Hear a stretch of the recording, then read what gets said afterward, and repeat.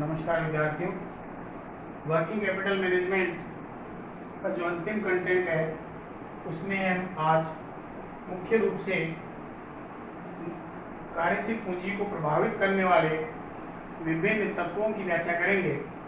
इससे पूर्व हमने कार्यशील पूंजी का अर्थ, कार्यशील पूंजी की गणना करने की जो विधियां हैं उनको हमने पढ़ा है। उसके बाद कार्यशील पूंजी के महत्व पर हमने चर्चा की और उन परिस्थितियों को भी हमने देखा जिसमें यदि किसी भी व्यावसायिक संस्था के द्वारा अगर कार्यशील पूंजी का अनुमान से ज़्यादा अगर लगा लिया जाता है, यानी गलत अनुमान लगा लिया जाता है, तो उसका व्यवसाय पर उसके क्या दुष्प्रभाव हो सकते हैं।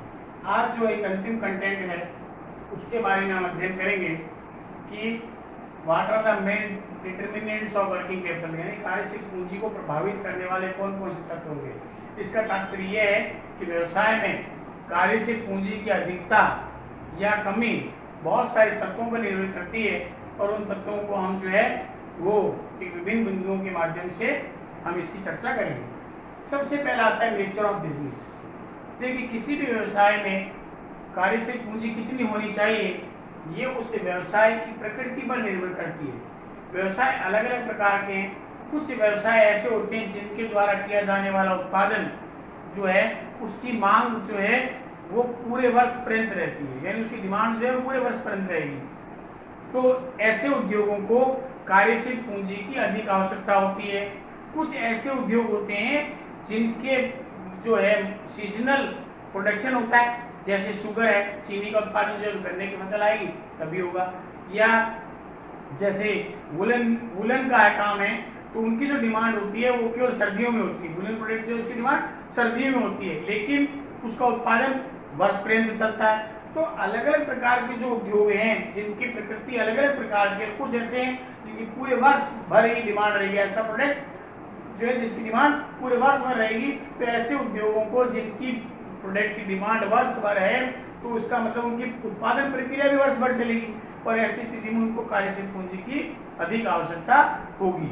नंबर 2 आता है साइज ऑफ बिजनेस, यानी व्यवसाय का आकार क्या है। अगर व्यवसाय बहुत बड़ा है तो इसका तात्पर्य है कि उस फर्म को, उस उद्योग को अधिक कार्यशील पूंजी की आवश्यकता होगी। फॉर एग्जाम्पल, अगर किसी का सोल ट्रेडर है यानी एकल व्यापार है, कंपेरेटिवली पूंजी की आवश्यकता कम होगी। अगर पार्टनरशिप फर्म है इसका मतलब व्यवसाय का आकार सोल ट्रेडर की तुलना में ज़्यादा हो गया, उसको अधिक आवश्यकता पड़ेगी। और अगर हम जॉइंट स्टॉक कंपनी में चले जाएं, यानी संयुक्त पूंजी वाली कंपनी में चले जाएं, बड़ी बड़ी जो औद्योगिक घराने हैं, टाटा है, रिलायंस है, बड़ी बड़ी इंडस्ट्रीज है, उनको कार्यशील पूंजी की आवश्यकता अधिक होती है। तो इसका मतलब है कि दूसरा जो फैक्टर वो ये है कि व्यवसाय का आकार कितना है। छोटे आकार का व्यवसाय है, कम कार्यशील पूंजी की आवश्यकता, अधिक बड़ा व्यवसाय है और अधिक कार्यशील पूंजी की आवश्यकता होगी। Number 3, technical changes.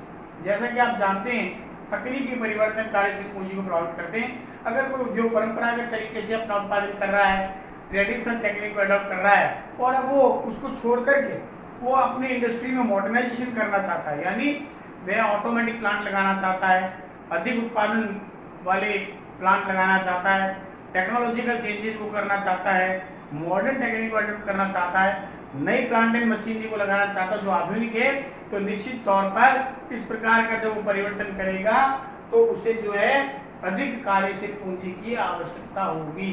यानी तकनीकी परिवर्तन करते ही उसे पूंजी की आवश्यकता पड़ जाएगी क्योंकि उसको उसमें परिवर्तन करना पड़ेगा, यानी ट्रेडिशनल टेक्निक से उसे मॉडर्न टेक्निक में आने के लिए उसे अधिक कार्यशील पूंजी की आवश्यकता पड़ेगी। फिर आता है period of the operating cycle. देखिए, ऑपरेटिंग साइकिल के बारे में पिछले जो व्याख्यान थे मैंने उसके बारे में चर्चा की थी। परिचालन चक्र की अवधि कार्यशील पूंजी को निर्धारण करती है और परिचालन चक्र का मतलब ये होता है कि एक निश्चित समय में जो है एक रॉ मटेरियल से लेकर के कैश तक होने में कितना समय लगता है।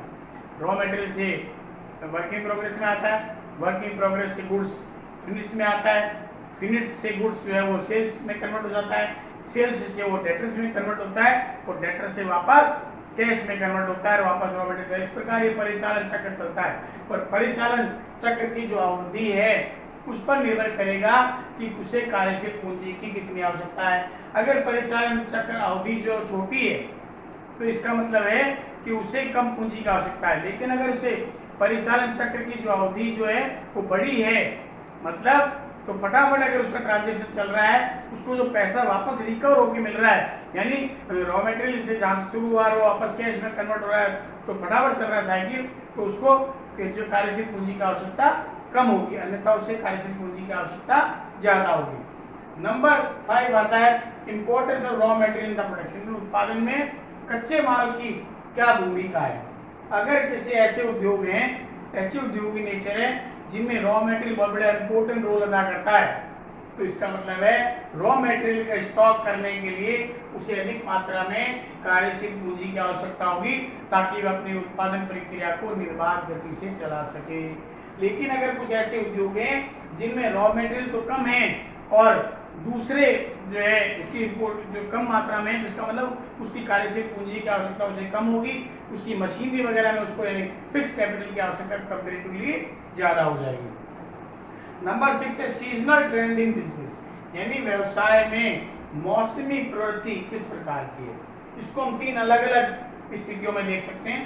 पहली स्थिति कि those industry which produce goods in the particular season, यानी ऐसे उद्योग जो अपना उत्पादन किसी निश्चित सीजन में यानी निश्चित अवधि में ही करते हैं, but demand of the such product, यानी ऐसे उद्योग जिनकी डिमांड जो है पूरे सीजन रहती है, यानी उत्पादन तो होता है किसी विशेष अवधि में, विशेष सीजन में, लेकिन उसकी डिमांड जो है पूरे वर्ष भर रहती है।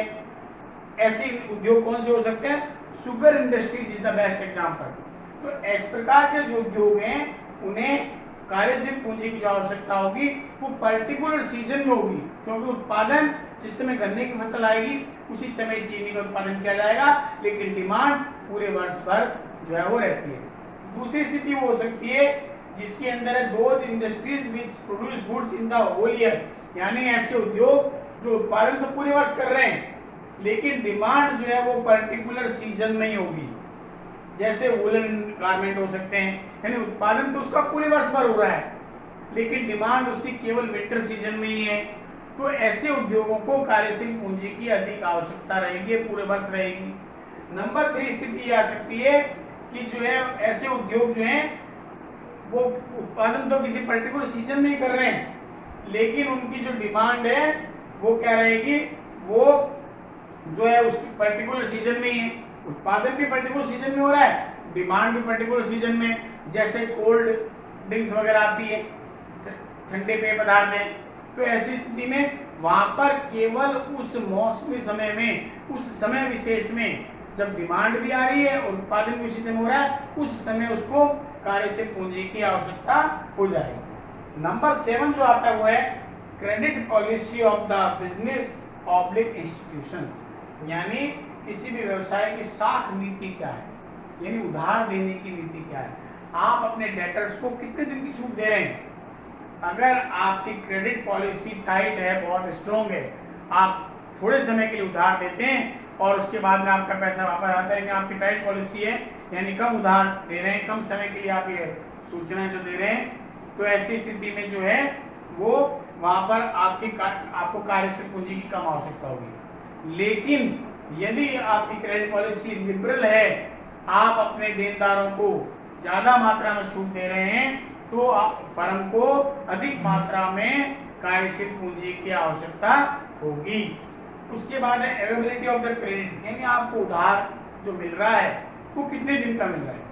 आप जब रॉ मटेरियल खरीदते हैं या कोई फर्म रॉ मटेरियल खरीदती है, तो जब वो कच्चा माल खरीद रही है तो उसको जो उधार कितने दिन का मिलता है। अगर उसको क्रेडिट फैसिलिटी ज़्यादा दिन की मिल रही है तो उसे कम कार्यशील पूंजी की आवश्यकता होगी, क्योंकि उसको भुगतान थोड़े समय बाद करना होगा। लेकिन अगर उसे जो क्रेडिट पॉलिसी अगर टाइट है, यानी उसके द्वारा क्रय किया गया माल पर उसके भुगतान तुरंत करना होगा, तो ऐसी स्थिति में उसकी क्रेडिट पॉलिसी क्या होगी, स्ट्रॉन्ग है। इसलिए उसे उस कच्चे माल का भुगतान करने के लिए उसे अधिक मात्रा में अपने पास में कार्यशील पूंजी रखनी होगी। नंबर 9 है relationship between terms of purchase and sales, यानी ये है कि दोनों में रिलेशन किस प्रकार का है। परचेज जो माल किया जा रहा है, क्रय किया जा रहा है, जो माल विक्रय किया जा रहा है, दोनों के संदर्भ में टर्म एंड कंडीशन किस प्रकार की है, उन दोनों में रिलेशन किस प्रकार का है। अगर मान लीजिए दोनों में रिलेशन बहुत बढ़िया है, सेल्स जो माल किया जा रहा है उसमें, परचेज जो किया जा रहा है उसमें टर्म और कंडीशन में बहुत अच्छा रिलेशनशिप है, तो वहाँ पर कंपेरेटिवली जो है कार्यशील पूंजी में सामंजस्य रहेगा और कम कार्यशील पूंजी की आवश्यकता होगी, और इसके विपरीत कार्यशील पूंजी की अधिक आवश्यकता होगी। उसके बाद में अगला आता है बिजनेस फ्लक्चुएशंस, इसको बोलते हैं व्यवसायिक उत्साहवर्धन, तेजी मंदी के दौर। अगर व्यवसाय में तेजी का दौर आ गया तो समझ जाइए उत्पादन अधिक करना पड़ेगा या उसके अंदर कीमतें बढ़ जाती है, तो ऐसी स्थिति में उसको अधिक पूंजी की आवश्यकता होगी। और अगर अर्थव्यवस्था में या व्यवसाय में अगर डिप्रेशन का एनवायरनमेंट डेवलप हो गया है यानी मंदी आ गई है, तो उस स्थिति में उत्पादन में शिथिलता आ जाती है, उत्पादन कम हो जाता है, उत्पादन में विपरीत प्रभाव पड़ता है, और वहाँ पर जो है उत्पादन करने वाली फर्मों को कम कार्यशील पूंजी की आवश्यकता होती है। और लास्ट है रेट ऑफ बिजनेस एक्सपेंशन, यानी व्यवसाय विस्तार की दर क्या है।